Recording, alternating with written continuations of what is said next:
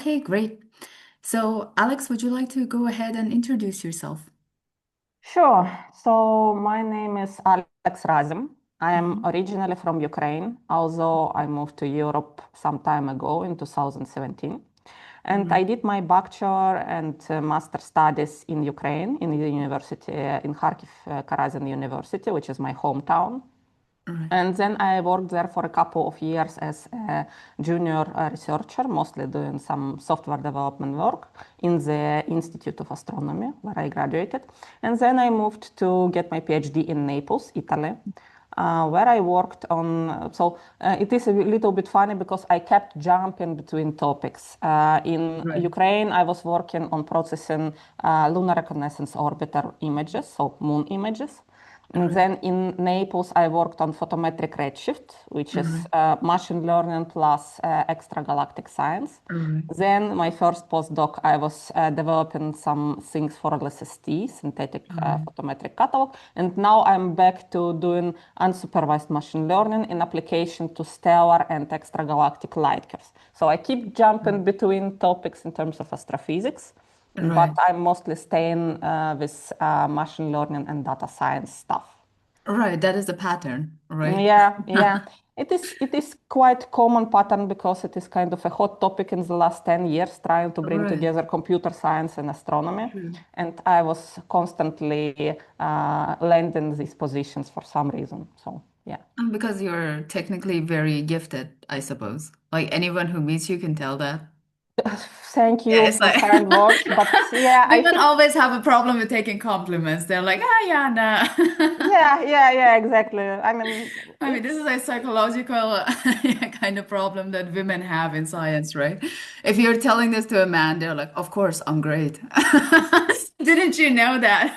I But don't know. I women are don't know. I think maybe that guys are more trained to be like this because true. especially if you talk to junior scientists, to students, they Right. are much less confident.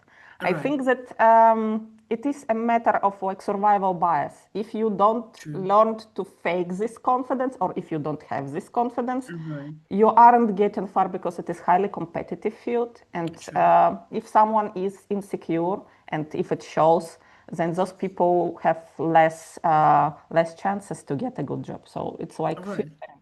I Or think you just straight down, you won't get any jobs yes, because you won't exactly. do good at your interviews. So it's learned behavior, right? Yes, But yes. I'm I happy think to say that compared to like 5, 6 years back, I'm seeing this huge trend of women building confidence as well. So we have like way more confident women who are, yeah, they're I very good think at selling their business and then advertising. And yeah, yeah, I think that there is a little bit of benefit for girls in this sense because I mean we are talking about stereotypical things right here, so right. this is not True. universally applicable definitely, but there is a stereotype at least that women are more prone to self-analysis and to do True. some kind of They're reflective. psychological work.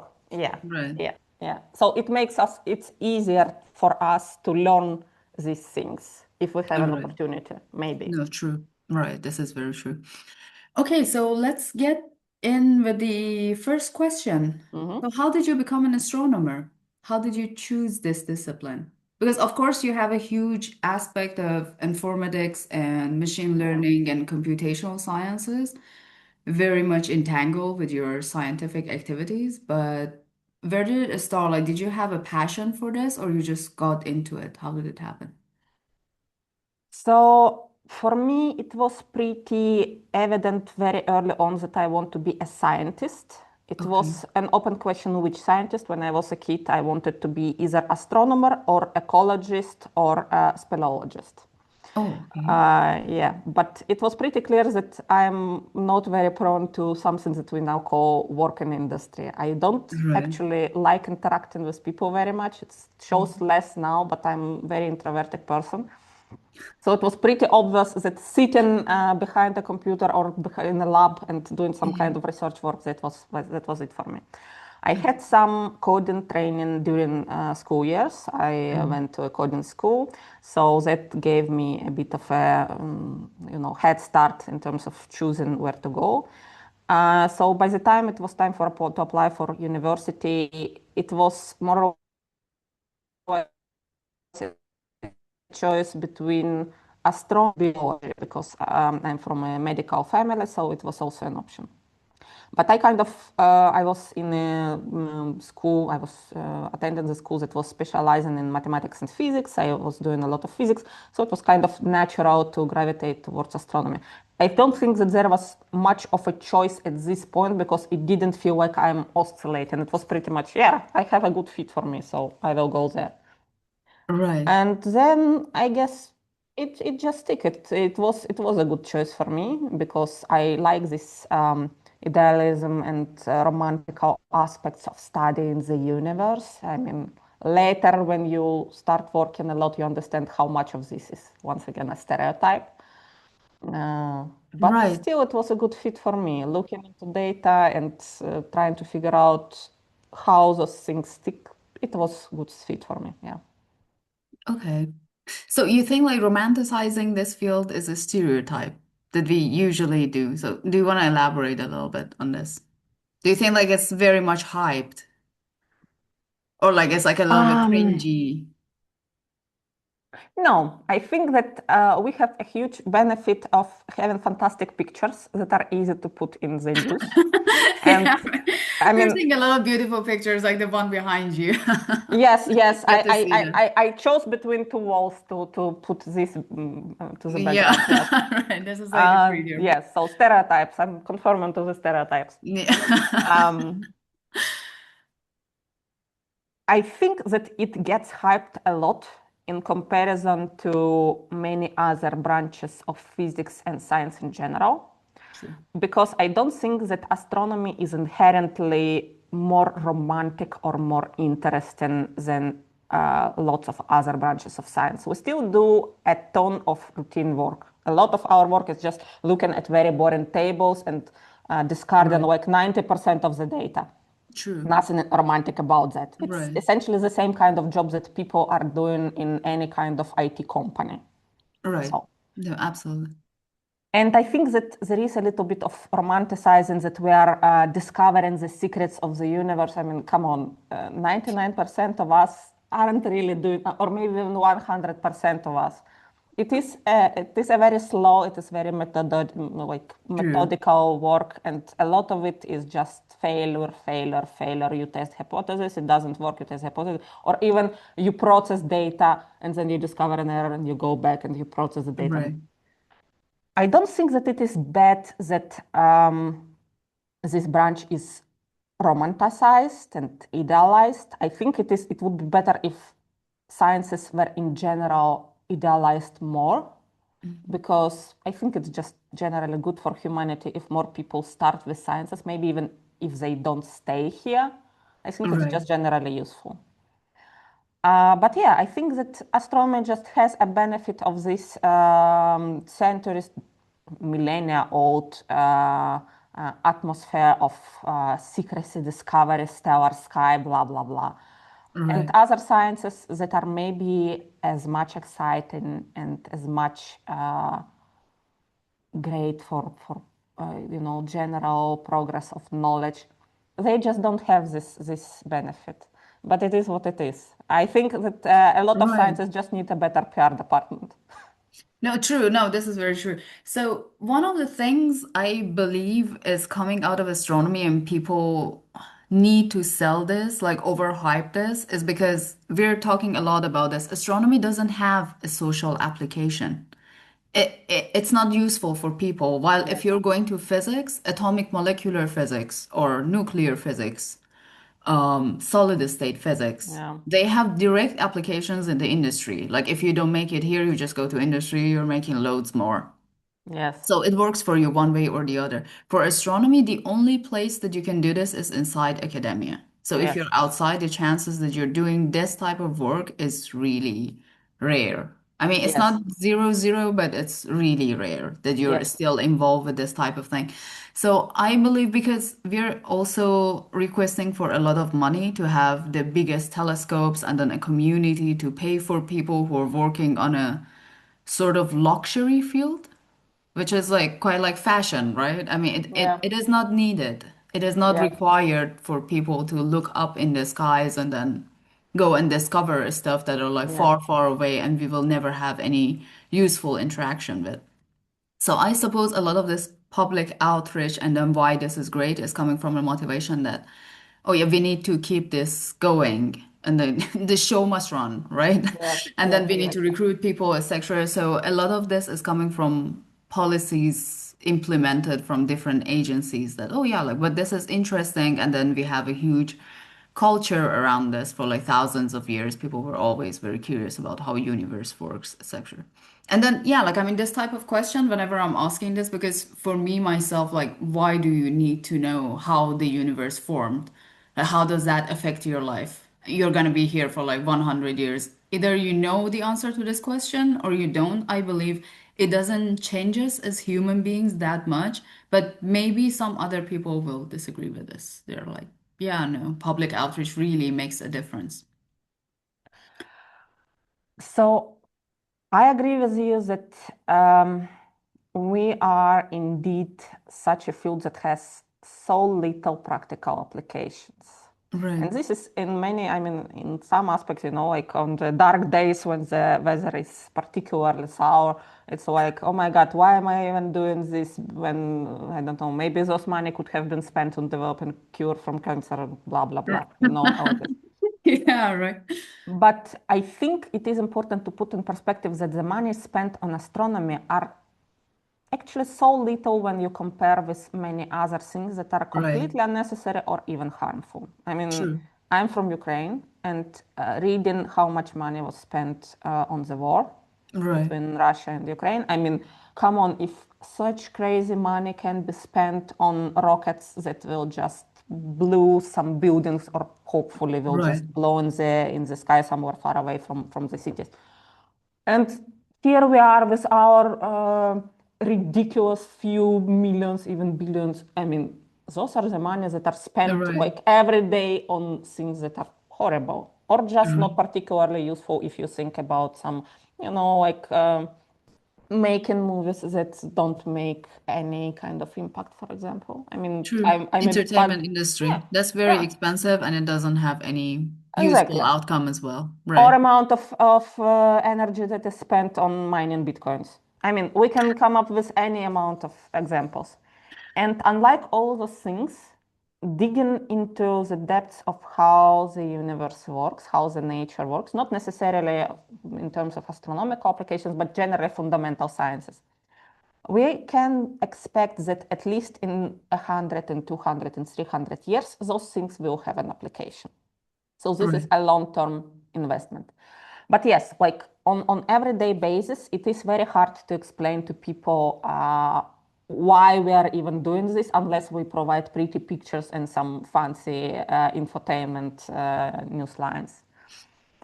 So yeah, I think that it is there is this inherent conundrum in what we are doing.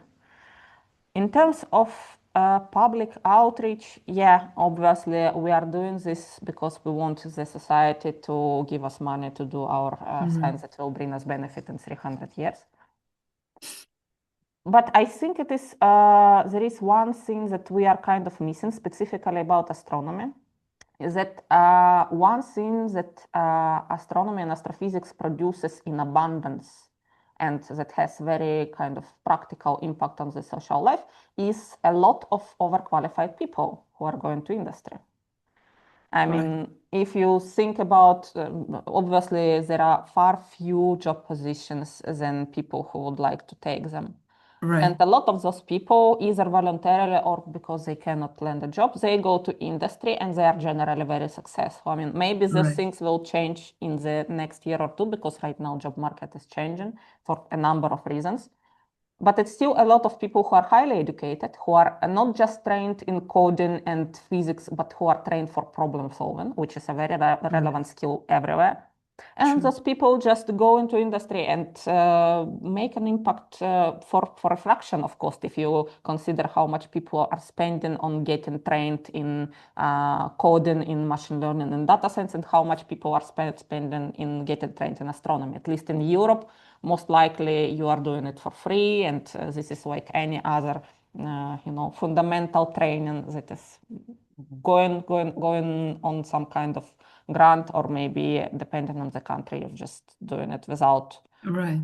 demanding too much money. No, the So type of education and mhm, training that we're receiving is very important. It's one of the yes, biggest aspects of becoming an astronomer because, as you said, like we start doing this problem solving on daily basis. yes, And the way that we grow, I don't know, like the connection that we're building in this community, the things that we are learning about how to interact with each other as well, because we are coming from very different backgrounds and all of us are like belonging to certain type of communities, societies, countries, and then most of this is not, it doesn't have like a positive perspective when you're going outside. But when you're inside this community, people are just so open to collaboration and the way that they are treating each other and preserving each other. That's something remarkable because whatever, for example, consortium you're entering has a code of conduct. People hmm know how they should be treating each other's work, they should be appreciating each other, etc. So this is not something that is common outside as well. I believe there's a cultural aspect to this as well that we're exporting to other hmm industries hmm because an astronomer would be a very different person when they're entering the industry as well. So yeah, we usually say that even if you're quitting this field, you never stop becoming an astronomer because that is how your upbringing happened.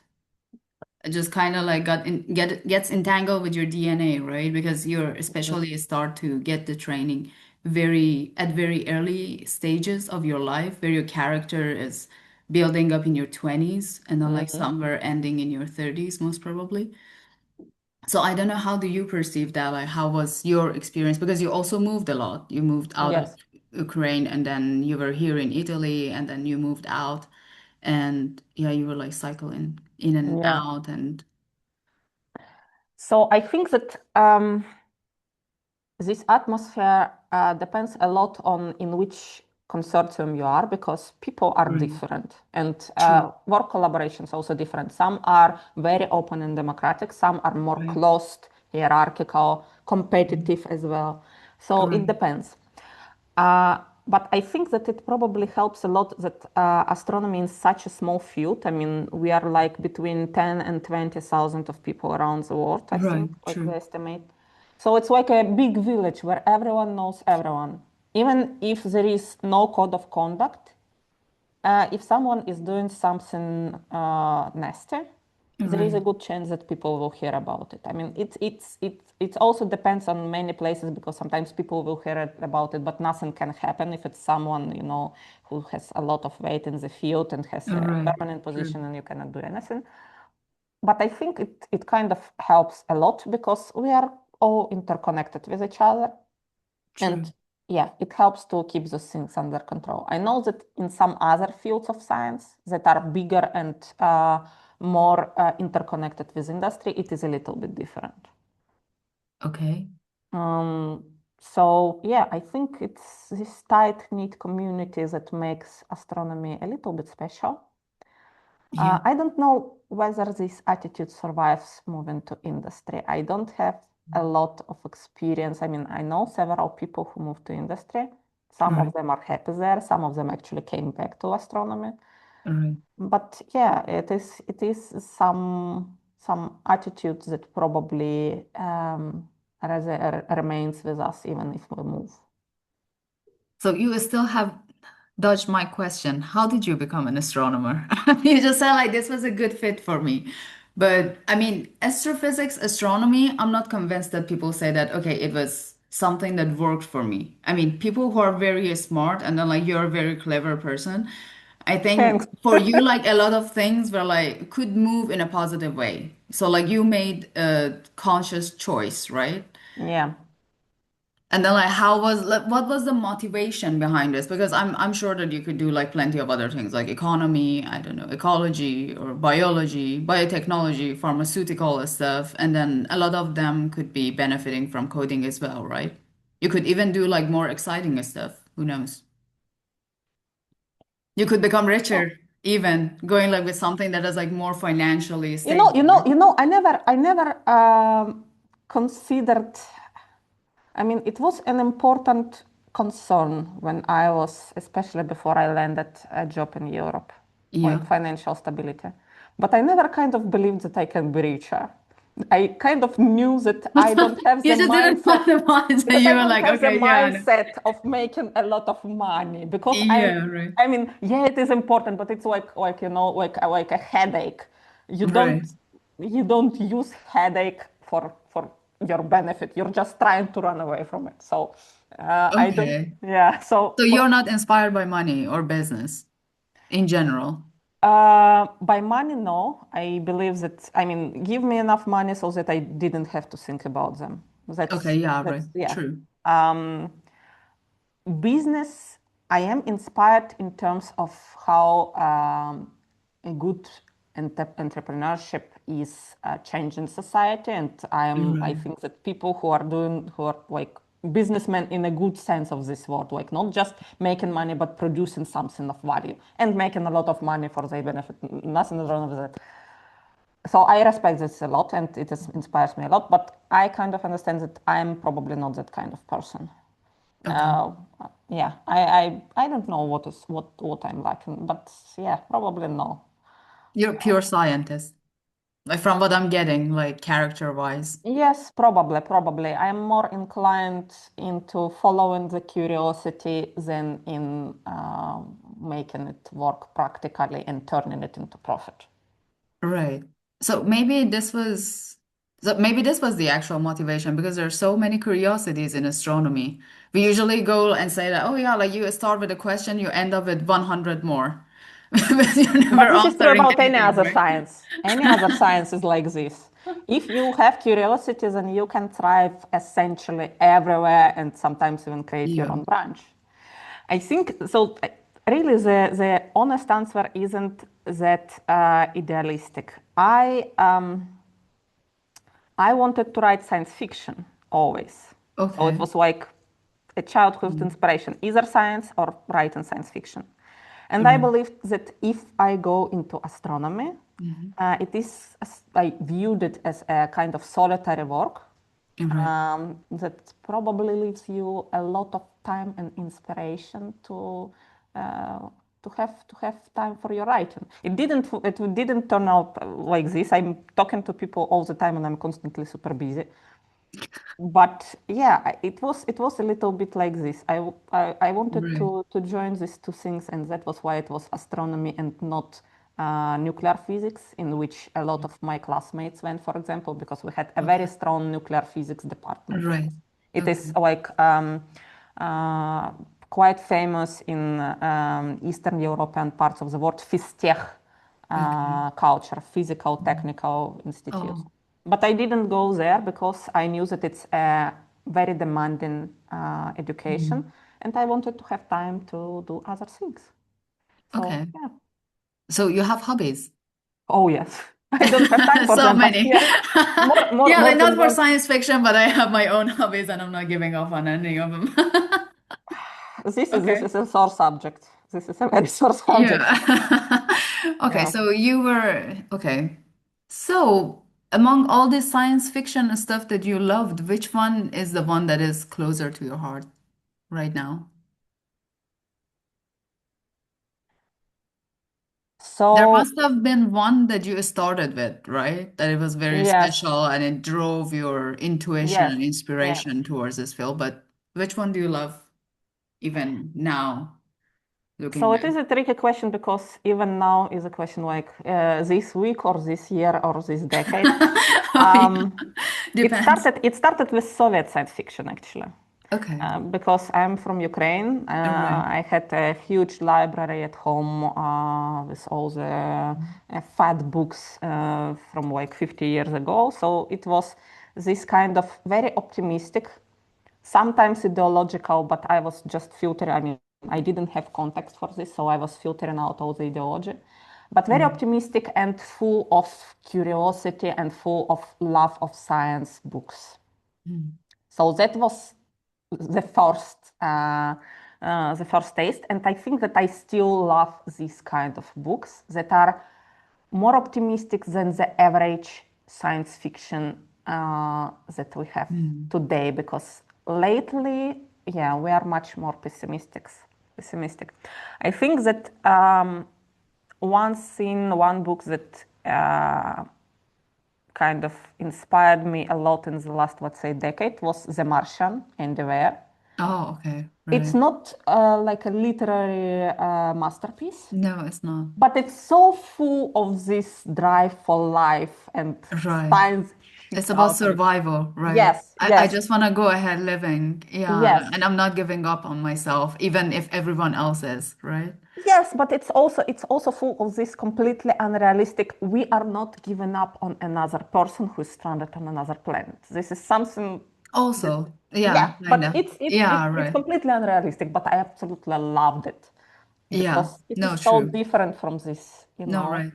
The ethics behind that plot is very strong. It's true. Yeah, yeah, yeah. It's very simple. It's very unrealistic, but it's Right. very strong and very beautiful, in my opinion. And it's full of hope. I Yes, think that's the exactly. biggest lesson of Martian, right? Yeah, always stay hopeful because Yes, there's gonna exactly. be a positive outcome anyways, and you might not expecting it because the evidence is showing you that everything is going to shit. But yeah, someone might come for you, and then like you're still in contact somehow. Yeah, I Yes, think it's very exactly. metaphorical. I don't know what you thought about it, but yeah, like I think we all have these phases of disconnectedness with the Mm, society or our community or even friends or something. mhm, And I think like Martian is metaphorically touching on that phases of life when mm. you're in a not very good place. I don't think that it was intentional, No, I don't think so. but I think that the reason why it became so popular and why it turned out to be so strong is exactly this. That we put a character in these highly isolated and very tough conditions, Right, but he's still not alone. There is still a lot of support for him, and people are constantly right, making choice like his crew, who's like, yeah, we are turning around and we are going for him. I think yeah, the message there is very optimistic and very inspiring. So yeah, right, I like that. In many ways, it feels like it is a science fiction that came straight from the 20th century when we had more hopes than we are having now. right. True. Yeah. Right. And I believe, I don't know, maybe these days because we're a little bit like upset with the societies we're living in and the current like state of the affairs and the status Mm. quo that yeah like things are quite sad and then like, it's not appealing to many people so we're seeing a lot of upsetting stuff on daily basis so I think this is why people have become more pessimistic but I also have a lot of faith in the power of youth. I believe that we have like very good morals and ethics and world can move in a more positive direction hopefully. I don't know, like in a few years. Not now, it's not gonna be now, but Yeah. then yeah, like in a few years, hopefully. So yeah, I can see that you were built to be entering this type of although you're not admitting to it, you're like, okay, yeah, like this was a good fit, but I believe there were like so many steps in your life that really drove you here. Yeah, I would say so, Starting but from science fiction and yeah, yeah, like it's stuff always easy. and It's always to explain the things going backwards because right now I can right. indeed remember a lot of things like travels No, and true. communications and shit. But yeah, it could have ended up differently. So it was a combination of factors. I don't think that it was like Mm. predestined that I am built for this, but it was a good fit, and this is how it ended up. Yeah, you're on that front that never romanticizes anything. You're like, no, everything has a logical explanation. Like I made this choice. Yeah, I was not chosen. Yeah, which is a very active way of yeah framing this. I like this. It's not passive at all. I was like, Thank no, you. I wanted to make this choice and I made it and I'm good. I'm successful.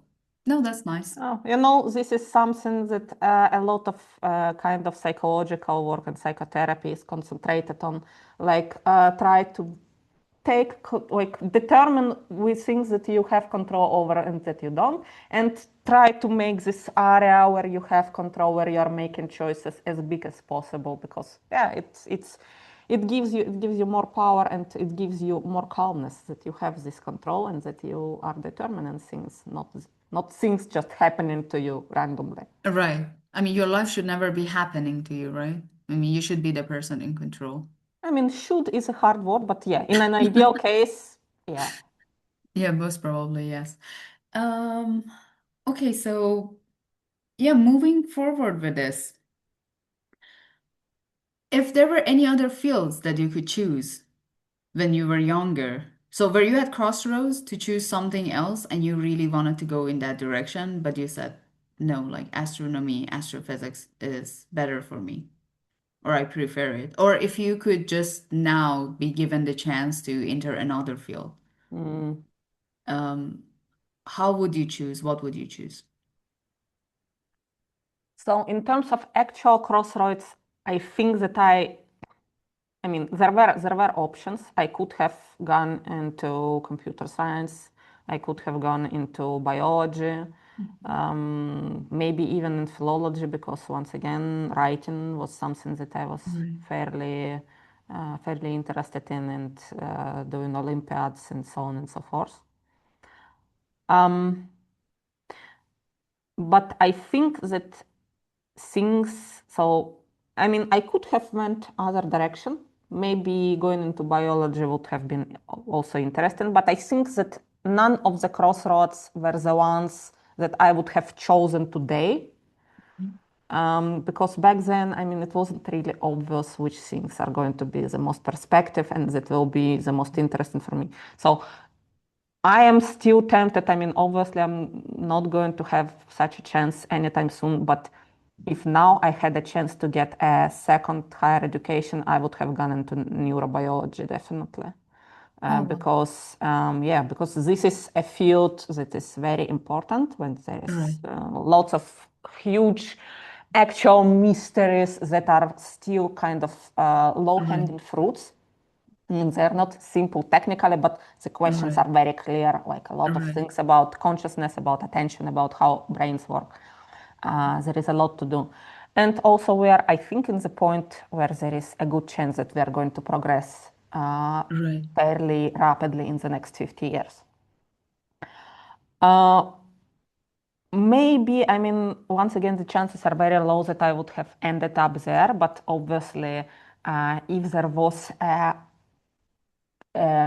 chain of crossroads that would have led me into artificial intelligence studies, that would have been really cool. I don't think that I would have ended up there because I'm surprisingly non-mathematical person. Uh, Seriously? yes, No. Oh, yes. really? Okay. I Didn't was know horrible. that. I was Yeah. horrible at math in school, in No. university. Absolutely. Seriously. How? I Really? barely passed exams.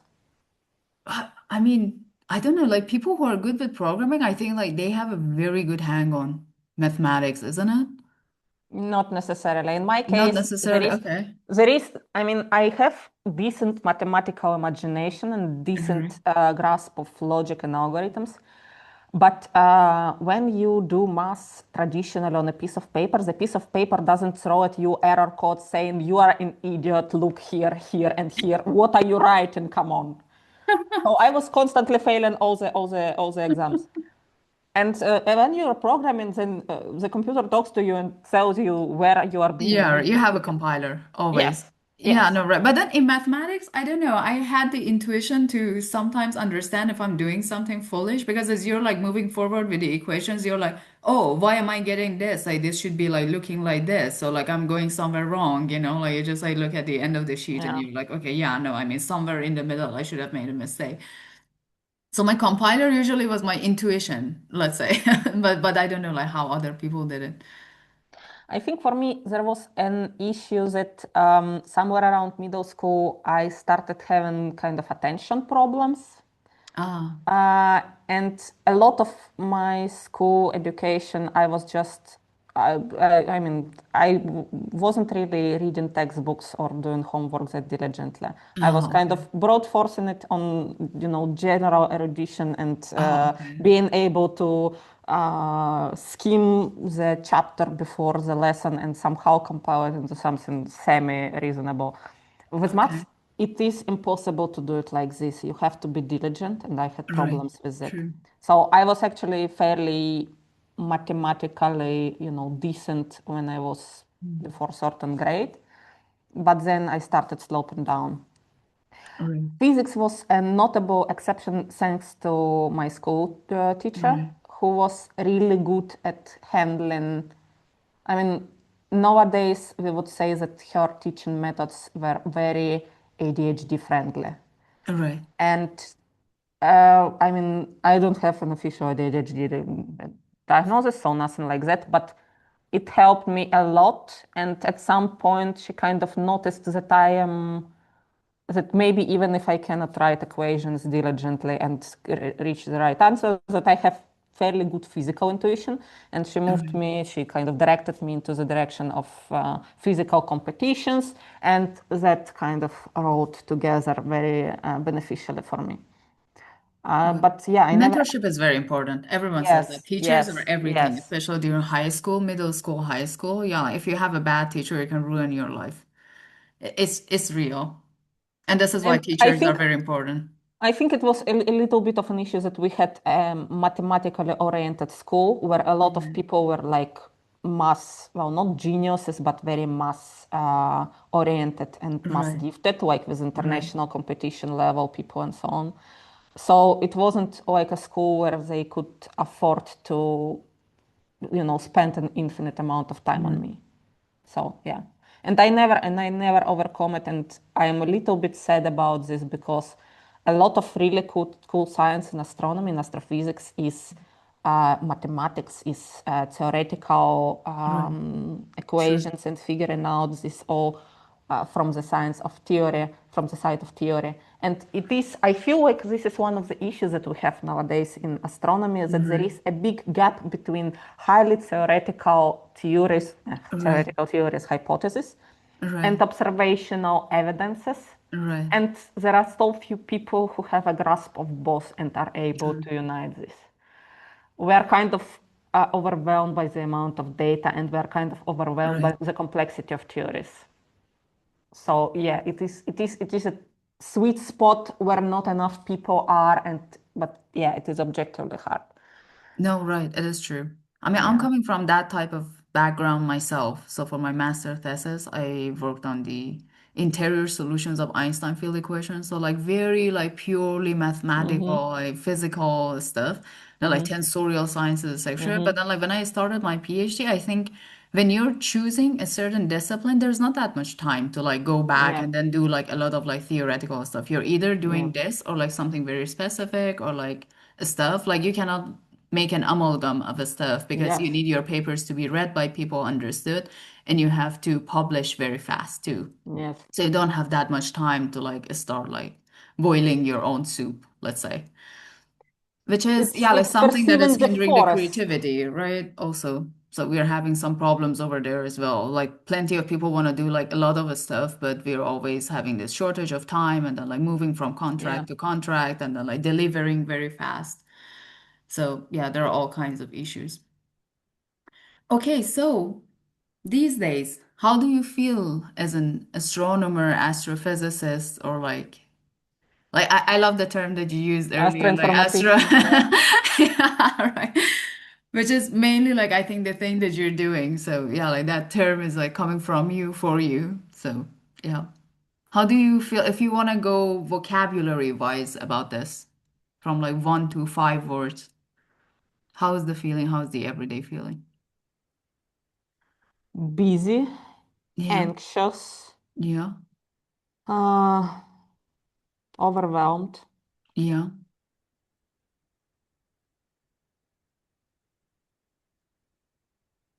occasionally excited, Okay.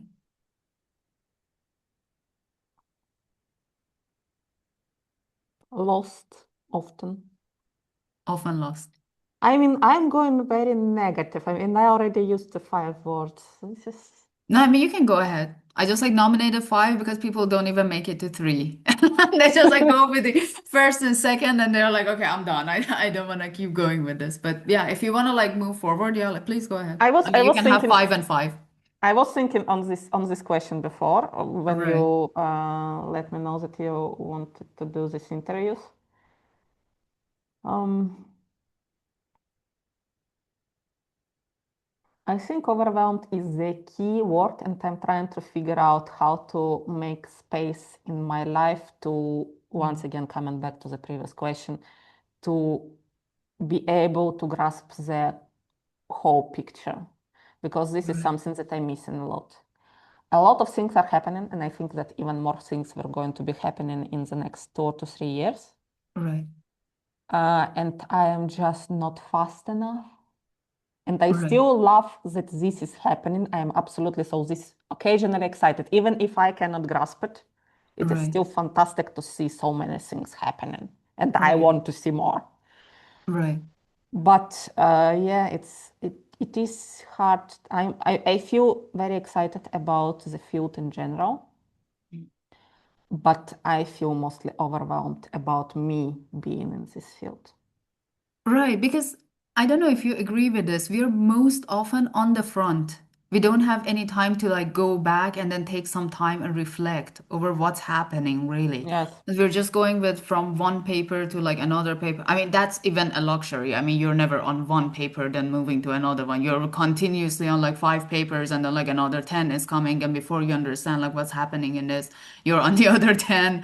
And then like the more you're like moving forward, the more you get involved with all of these papers and production. And then like this cycle of like, I don't know, like business type that you have to like be prolific because you need to be writing a grant like 2, 3 years from Mhm. now. So it's a lot of pressure.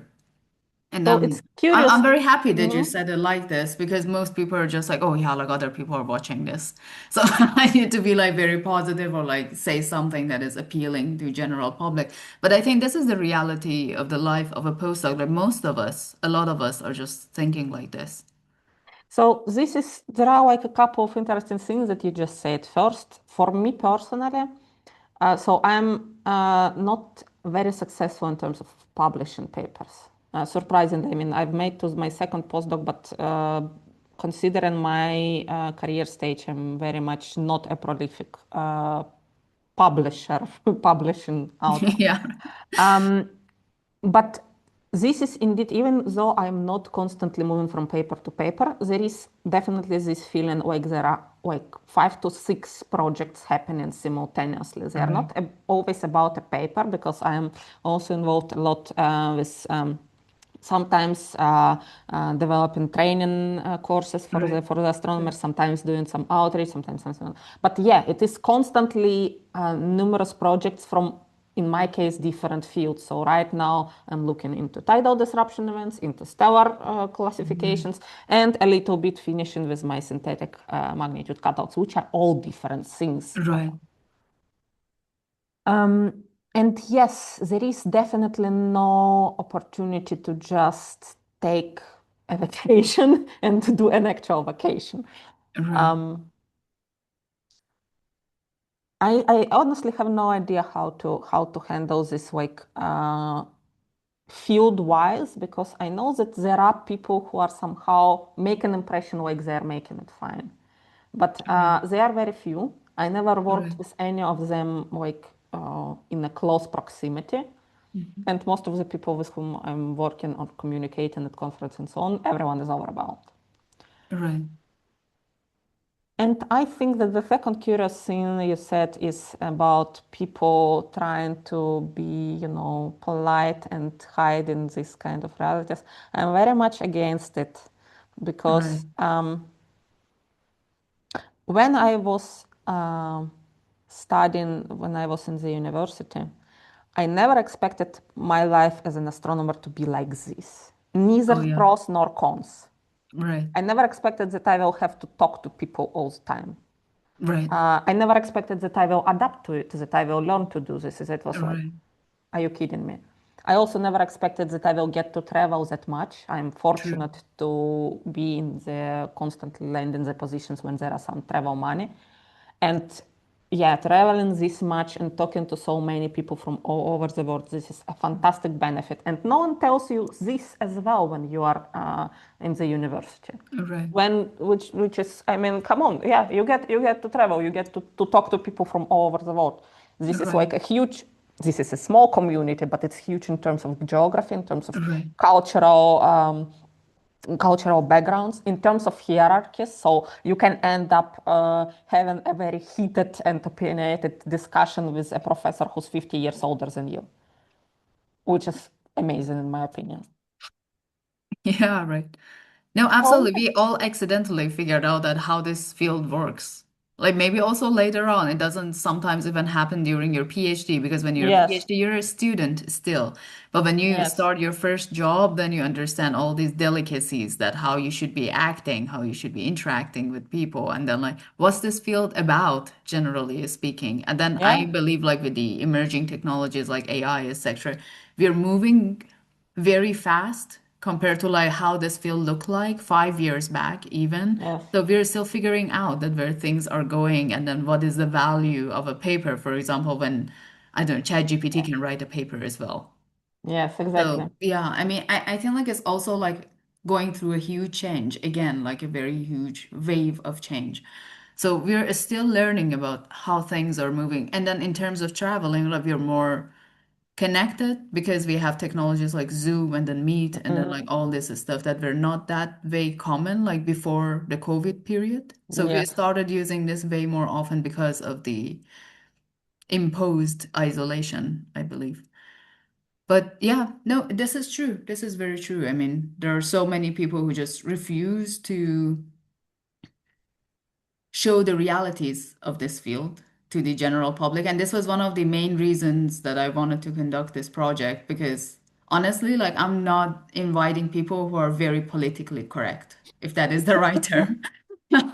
Because I didn't want that. I'm like, okay, like if you want that, like go on a show and then like do it on a very different scale. But then here, I just want to see like how people raw show their raw emotions. Mm, And then this is really about postdoc lifestyle and how we're feeling it on daily basis.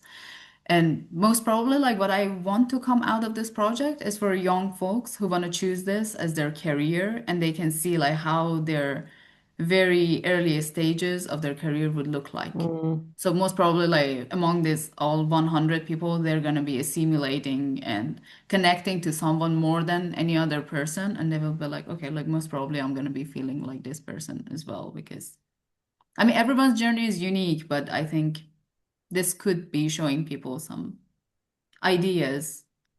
I think it is also important to people who are already in this field because especially those who are either sort of isolated. I mean, yeah, we are talking about technologies and we are talking about travels, but not everyone has this privilege of going to big conferences or being in a big Right. collaboration. So True. some people probably, I have no idea how much in terms of percentage.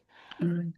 But some people, especially at the early stages of their career, still feel isolated. I definitely was feeling like this when I was in my PhD years because it was COVID time and Right. because I still didn't master this skill of just going to people Mm. saying, Hi, I'm feeling anxious in this conference. Anyone is feeling just like this as well. Let's just be Yeah, anxious right. It's a together. common feeling on the venue. Yes, yes, yes. But when you are still young and where you still didn't see Yeah. how it's done, Yeah, I it know. feels scary. You're shy. Yeah, Yeah. true. So it is, I think it is good seeing if even people who already landed here and who are feeling lost, if they have this kind of opportunity to hear indirectly how it works. And Right. maybe realizing that okay, this is how we are all are. No, We are true. all one big mess. Right. No, and I think like our job is a mystery. Like plenty of the factors that you touched on, like these are completely mysterious. Like when you're starting this way in your master's or your PhD, like it's impossible to understand that, oh, this is the way that we are going to do it in the next years. And then Well, these it's are the probably steps. it's probably like this in many fields, but I think academia is a little bit special because it is Yeah. while a lot of things are happening, there is also a lot of inertia and there is True. no well-established onboarding procedures, which Right. would be normal in a company that is doing some kind of, True. business. Right. So yeah, people who are by nature extraversion and proactive, they have it a little bit easier because they can go and figure it out by absorption. But a lot of us aren't like that. So yeah. All right. Like for example, if you have told me during my PhD that because it was my view back then as well, that why should every single person be a publication powerhouse? what is the rush? I mean, you're talking about the skies and cosmos and everything. Like, where is the urgency? Like, I mean, is there something gonna like blowing up in the space? Like, if I'm not publishing this paper in 2 months, so like, why we are always in this like huge pressure of getting things out and then like publish and then expose it and then go present it and then aggressively build our networks and grow it, etc. Like, what is all this urgency, this sense of urgency Mm. and pressure, like continuous pressure? But now that I'm in the business, like I can see that how money is tough and the money circulation is like very difficult. And Mm. yeah, like for you to build your own business, then you have to stand out a lot because of the scarcity of abundance, let's say. So, Yeah, but this is still, I mean, it is how it works, but arguably this is a problem because we already right, have an overproduction of papers which we don't have time to read. right. A Nobody's lot of catching up them, with all papers. yeah, a lot That's of just a them false maybe claim. shouldn't be even papers. They should be short notes with a bit of code True. that would be Right. maybe even easy to be absorbed by an eye specifically trained for this and turned Right. into piece of report. But it still should be recognized because sometimes you have to do months and months of work to produce this tiny bit of code and figure out Right. some tiny thing. True. So it is a lot of a problem that we demand huge time consuming, paper consuming, Right. remotely True. speaking, papers, because it is the only way to evaluate people, which is not even a good way in Right. many cases. True. I Just mean, quantity over quality, really, yes, yes, talking in many about this cases. change that we are overcoming, I would hope that after this avalanche of publications that is coming, that is happening and that is coming in the next 2 years, I hope that we will somehow emerge on the other side, realizing that, okay, this isn't feasible, let's move to something more sustainable. But yeah, it is, I still have no idea how we can do this, and Right. whether it Yeah, can no, right. happen. Yeah. I mean, I don't see that happening as well. It's just becoming faster and faster, apparently. But yeah, we'll see how it goes. So Yeah. before asking my last question, it was always on my mind during this conversation, so I'm gonna ask you now. What are your other hobbies? What do you do in your free days? How many hours do you have for this interview? No, on the serious side, last, let's say, 6 months, I had almost no time for any hobbies. Okay. Uh, Which I, is good to know, Yana, because I was yes, curious, right? I made my first furniture a couple of weeks back. Uh, Furniture, piece of furniture. Yes, What was it? it is very simple shelves, Yeah, because I mean okay.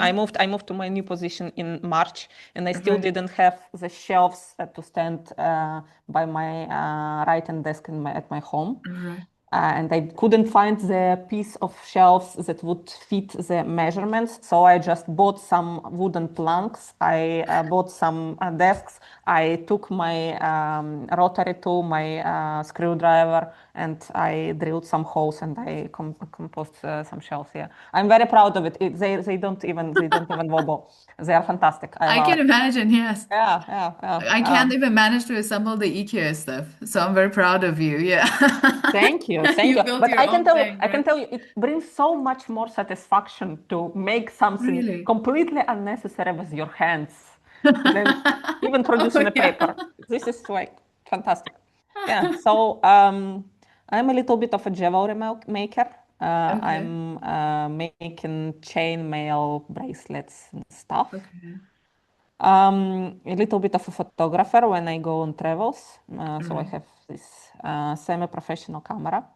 Mhm. I'm trying to learn to play guitar for the last like 6 years, and I Okay. managed to learn maybe 3 songs, but I mostly Okay. just pick strings to calm down.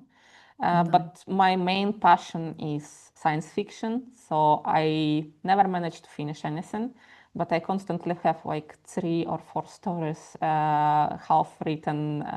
I think I never managed to move past like 110 pages. That was my top value.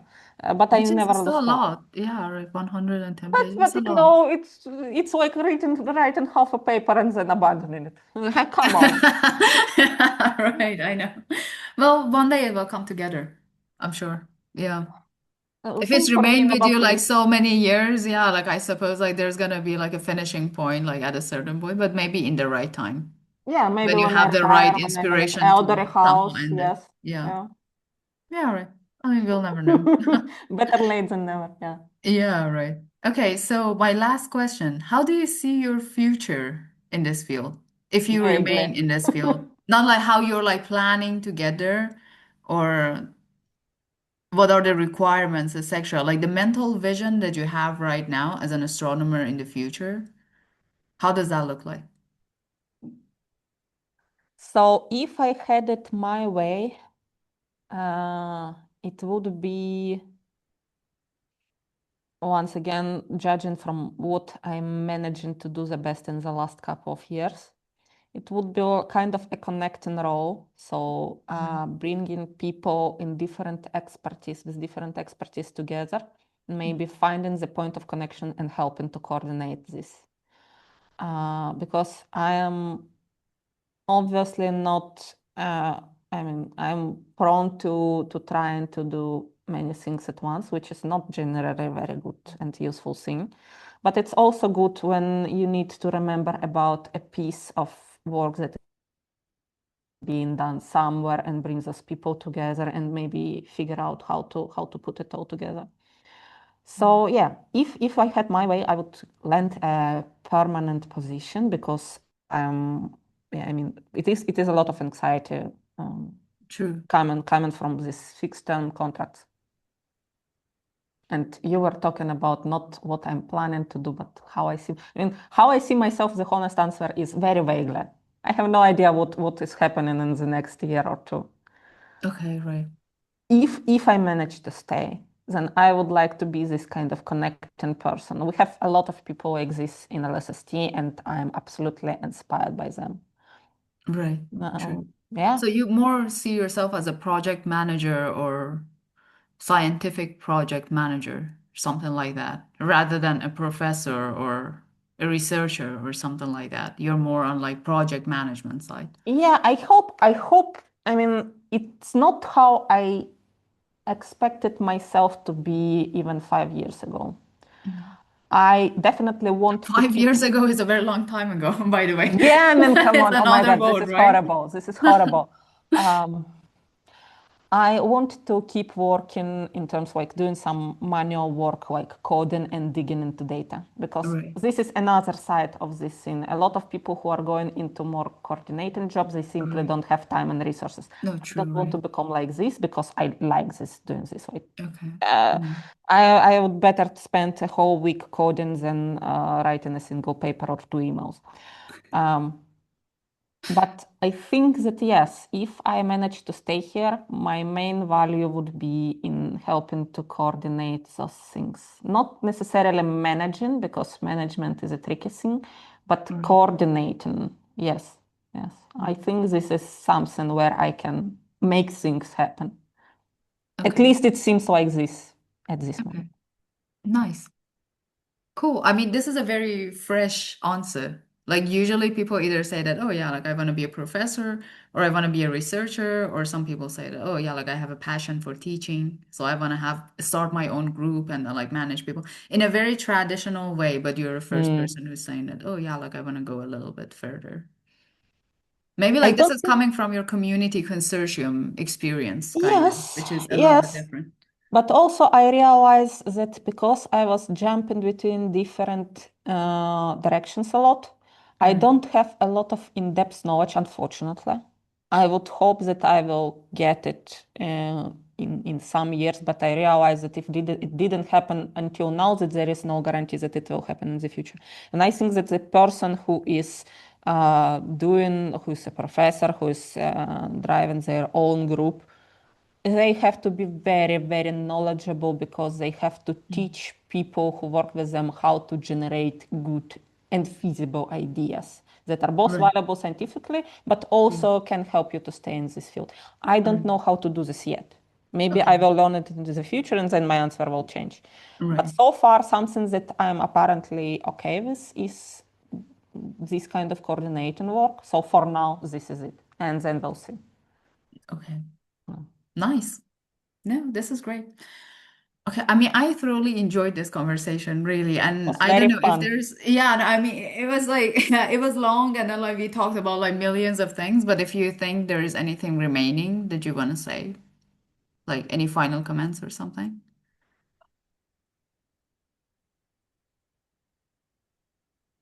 I think I will skip this part because most of the things that I can say probably people already heard, like encouragement and try to do things that make you happy. I'm pretty sure that people have seen those advices before and they are not very practically helpful. So yeah, I just want to say thank you, and you are very good at this kind of interview job. I enjoyed this conversation a lot. Thank you. I take this as a compliment. It is absolutely. No, thank you so much for your time. Really. Yep. Thank you.